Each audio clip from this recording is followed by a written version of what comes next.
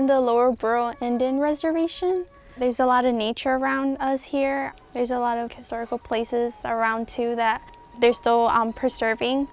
When we were in the Earth Lodge, all I was thinking is how many people have slept here? How many people have cried here? How many people have, smiled here? Like, as we were going to the hill where we could see both sides of the Missouri River, I was also thinking the same thing. How many people have sang their sacred songs, like exactly where I'm standing? If the hills could talk, they would always be like telling about what they've seen, what they've heard. Not everybody knows the history of what happened to our people, and it's really hard to find it. Some places it is written down, but it's not exact, but it would never be taught in a school system. A history book never tells the complete story, which is something that I learned, that to not always think, oh, this is where the story ends, because it really never does end. It just keeps on going. And it's also important for our people to learn the history too, so that way they know who they are, where they came from, and what has been done. It's really important that people, once they know that, from there they kind of figure out where they're going next. To move on, you have to know what happened. If you understand what a reservation is, reservations were created as prisons. And so those of us who were born on reservations were actually born into captivity. And we know more about being incarcerated than we do about being free. We're a space and place-based people with no space and no place in our own homelands. This is that place that we could belong. The work that we do here is to strengthen who we are as a people and our identities, and our people are inundated with modern day hurts, modern day traumas, and even historical hurts and historical traumas. But one thing that we do here at Legacy is we have eons and eons of wellness, of health, and of healing that we can tap into when we're addressing these contemporary issues.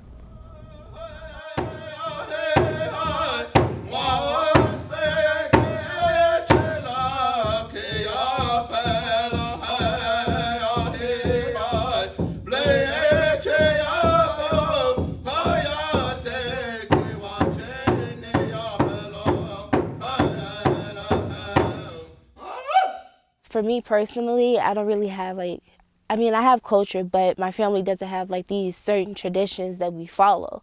And I just love how they have their own traditions and still keep in touch with those traditions. Maybe they're a little bit more modernized.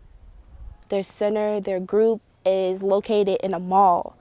That way they can reach the youth there. They have the group where all the youth can just come and talk about their problems with the talking circle and just be involved and try to fill a hole that some of the kids may be missing in their lives. That way they won't fill it with the addiction or the gangs or anything else. I think there's a lot of similarities between Little Village, which is my community, and Lower Burro. We see how a lot of youth are still kind of lost. So that makes me really sad, but there's something that definitely we have in community and we can relate. When I was in high school, I had a chance to visit an indigenous reservation to visit the Lakota people. And I went during a very dark time in my life. And I discovered that was, for me, my journey to beginning healing and understand some of the trauma that I had experienced in my neighborhood. And we wanted to give that opportunity to other young people because we have a lot to learn from indigenous people, particularly how they resisted through peacemaking and nonviolence in this country. Our youth tend to be closed. Our culture as Black and brown people, sometimes in the city of Chicago, is what happens in the home stays in the home.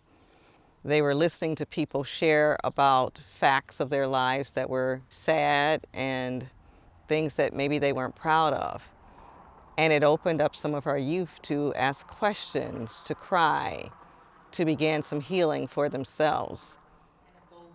I see a sense of wonder. I see this sense of what if?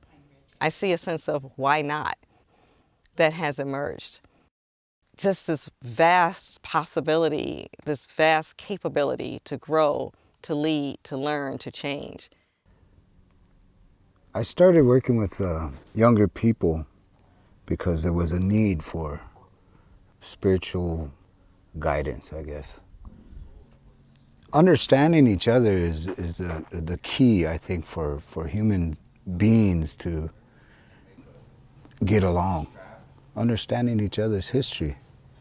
If you don't understand each other's history, their culture, their way of life, then it's hard to understand them. I think of those things as I'm trying to teach what was shared with me. And hopefully they don't take it as they have to believe that way. I hope that they search their own roots, their own stories, their own tellings, and just long for that and understand where they came from. It's important to better yourself, with that understanding. Sometimes youth are just don't know anything. They think they know everything, but they don't know nothing. And when we hand them something like oral history, it just opens their mind. The Lakota people, they use song a lot. The drum to me is a very strong instrument. You can feel it like in your heart and in your body, and you can really feel the emotion going out. And the singing with the drumming is it's a very like emotional thing. So our history has been through song. How we came to be here, how the grandfathers, if you will, come to us, they sing. It sounds like us to singing. And for them, that's how they speak. The stories that we were told go back before this planet was even a planet. The journey song. I come from a star. I come from a certain star called Tiata. Tiata means home in the Lakota language. From this star, I came in a hoop. In this hoop, we grew up. In this hoop, we sent our voice back. In this hoop, we search for life.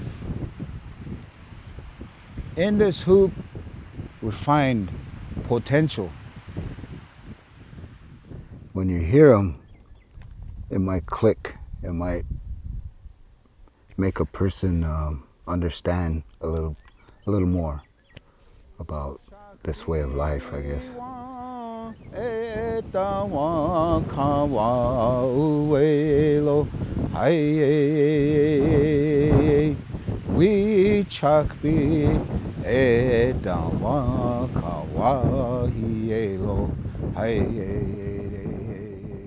We chose I Am Legacy, our indigenous American legacy, because there's a conscientious effort to exclude us.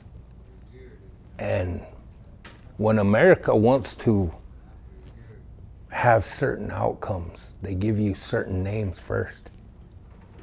And so all these beautiful cultures from Alaska to Brazil were collapsed under the fictitious term Indian.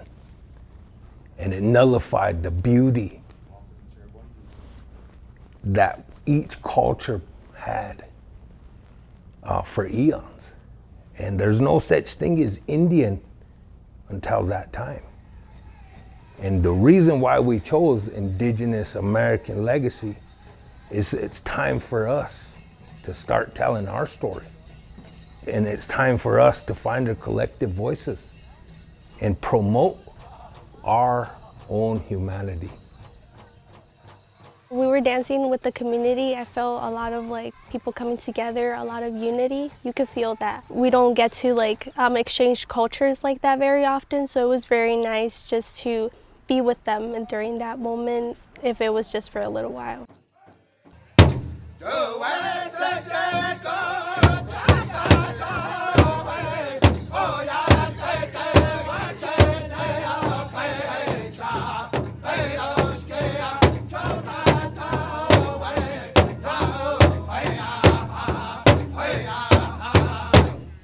Delivering the care packages, for me, it felt like a moment where I could help the community out in the reservation, because learning all about the struggles and hardships they go through, it feels good to do at least a little bit, even if it's not much, just to help in general.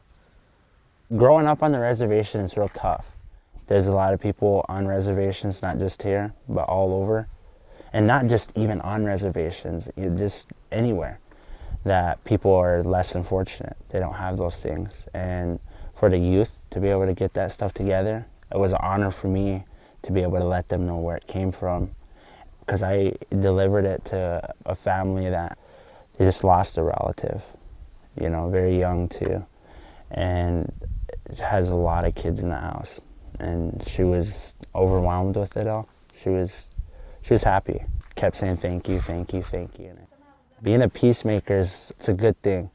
Showing that compassion and accountability and doing new things, new energies, and being respectful while doing it, so it's really important. Having that humility, honesty.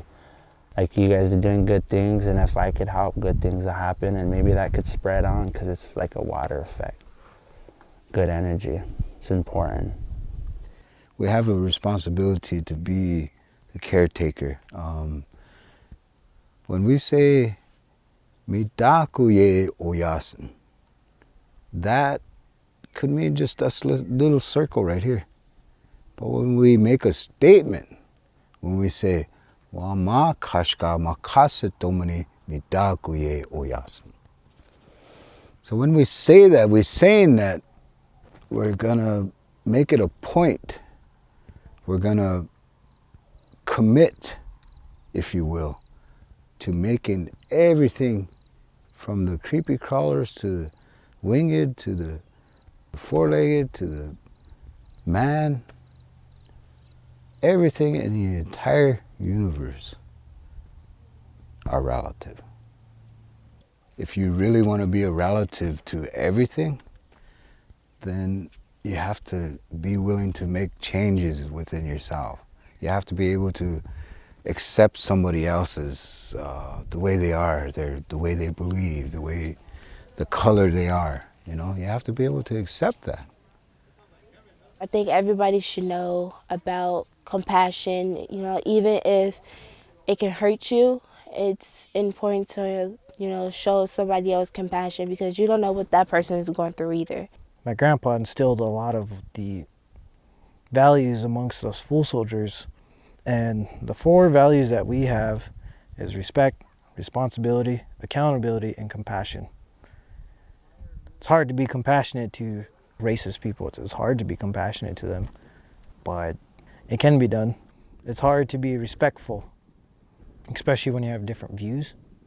It's hard to be accountable, especially if you've messed up pretty bad with the law or whatever it is, to stand up and say, hey, you know what, I messed up. What can we do to make this right? And responsibility, it's hard because life is hard. It's hard to be responsible whenever life is just giving you the bad end of the stick. My life is bad, so I deserve to not be responsible. It's really hard to have those 4 values, but it's also really simple.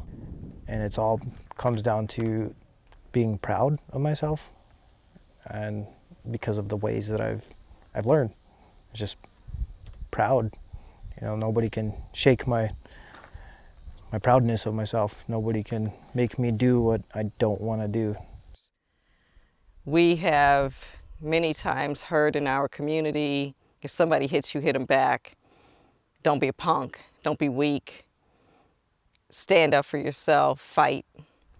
Here we learn the story of a group of people who rescued white women and children who had been taken captive by another Native American tribe.